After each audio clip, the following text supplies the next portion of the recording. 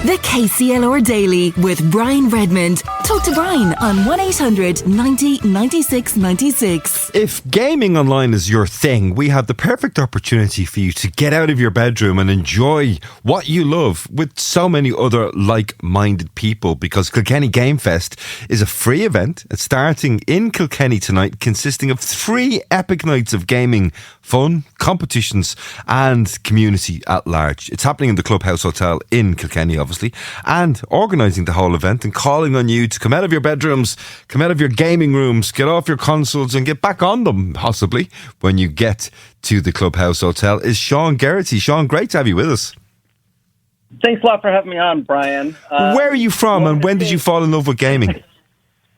I'm from California. I've been here in Kilkenny for over 6 years now, and I started loving games as a child, but really caught on in the late 90s with new games that were coming out of Germany.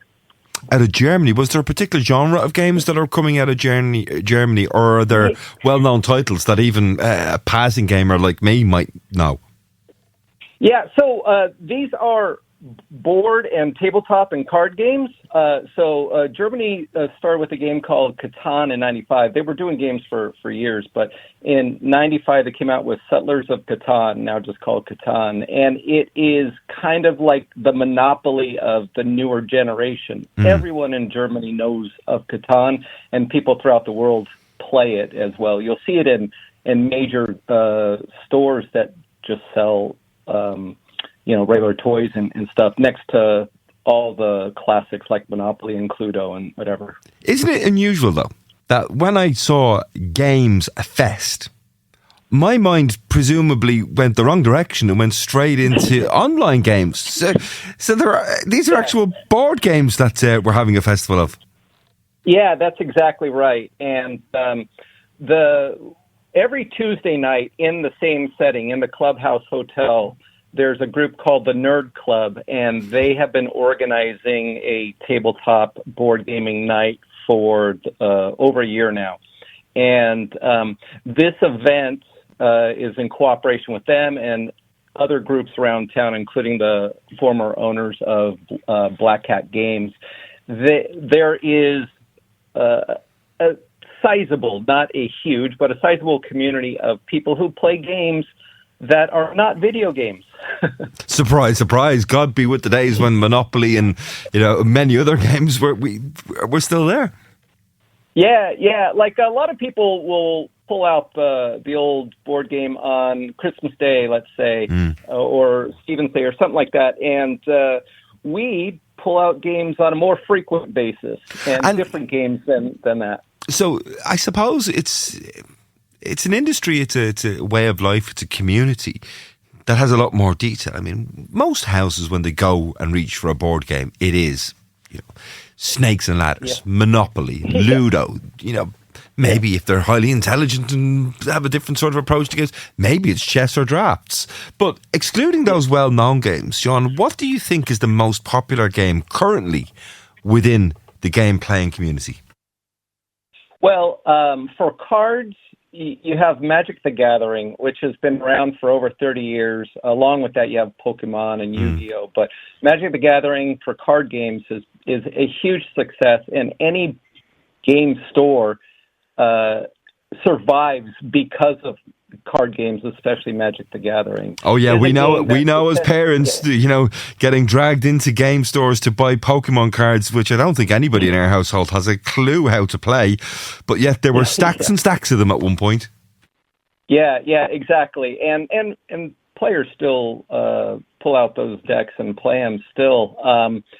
That was kind of a game that was geared towards younger folk, whereas Magic was, when it first came out, was maybe a little bit older demographic, but those players that started in the 90s are still playing. So they're in their 30s, 40s, and 50s and so on. Many of these games, Sean, they've become sort of cultural movements. I mean, playing Monopoly or Snakes and Ladders was something that you did, but once the pieces were put away and the lid was put back on the box, it wasn't part of your life until the next time Christmas came around and it was taken back out again. But so many of these games are more than just the game themselves. They're almost a cultural movement, aren't they? Right, on that, like now, one of the things that we're going to have is role-playing games. We're going to have a game called Honey Heist tonight, and role-playing games like Dungeons and Dragons. Many people have heard of this. Many people have never played it before, but you have heard of it. Yeah, and that also is experiencing its 50th anniversary this year. Dungeons and Dragons is, and there are podcasts and shows like Critical Role that have brought that really into the forefront of gaming now, especially because of during the pandemic, people couldn't go out and do stuff and play with others, but you could play online, and people were able to move tabletop gaming to the online universe through apps and Zoom and that kind of thing. Yeah, but is it still tabletop gaming if you have to have a Wi-Fi connection to be able to do it? Well, we had to make exceptions to be able to do something during the pandemic, but now people have brought that back into their homes and brought that back into events like ours tonight at 6. Well, Sean, just how big is the community, if you like, within the local region? Because I remembered when we were talking and you mentioned the games, I think it was last year at the Kilkenny Chamber Business Awards, I'm talking now, a local company called Dakota Irish won an award for making dice, gaming dice. I was speaking to them afterwards. I was blown away by how successful their business was and just how big a business could be for making dice. They're based here in Graignamanagh, but the community as a whole, just how big is it?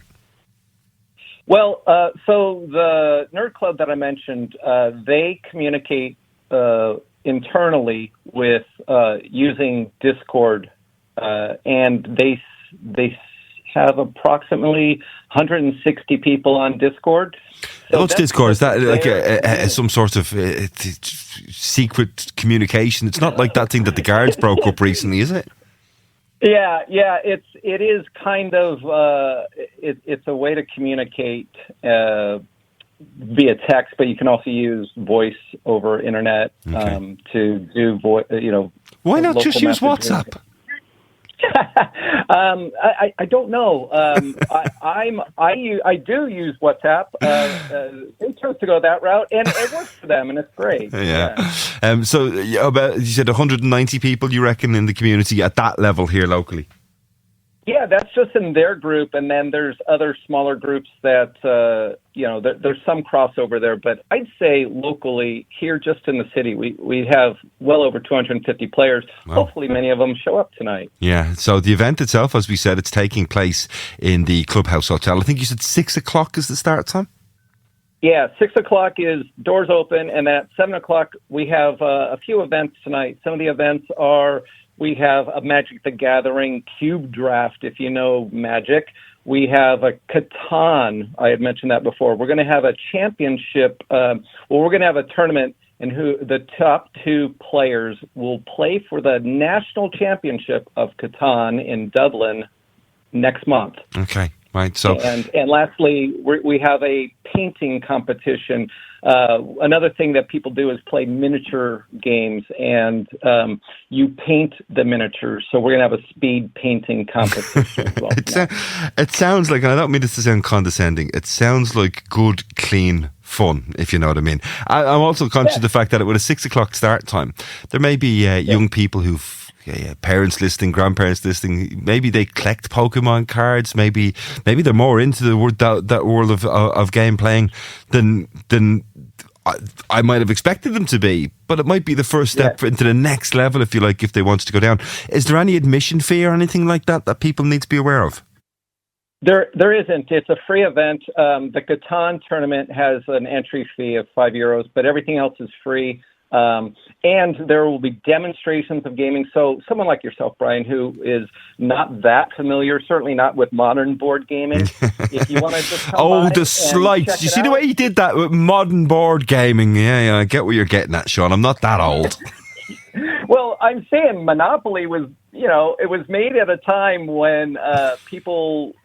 it was just a different kind of game, and it was made nearly 100 years ago now. So, Modern meaning the last 30 years. Oh, I'm going to massage my own ego here and leave you with this one. Sean, I'll have you know, I'm the answer to a question in a board game, believe it or not. But there you go, that's a story for another day. Sean Geraghty of Kilkenny Games Fest, taking place at 6 o'clock this evening. Is it 6 o'clock start time every day for the next 3 days, just to be clear before we finish?